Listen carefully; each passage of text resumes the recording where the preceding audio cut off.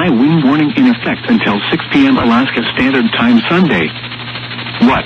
Northeast Tonka winds 20 to 30 miles per hour with gusts up to 60 miles per hour. Where? Downtown Juneau, Douglas, West Juneau, and Thane. When? Until 6 p.m. Alaska Standard Time Sunday. Impacts. Damaging winds could blow down trees and power lines.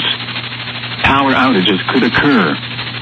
Travel will be difficult, especially for high-profile vehicles. Loose objects will be blown around. Blowing snow will cause poor visibility at times. Additional details. There will be periods when winds ease or become more localized.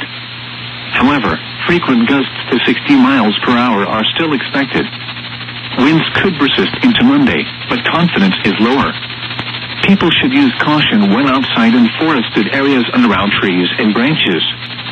Use caution if you must drive.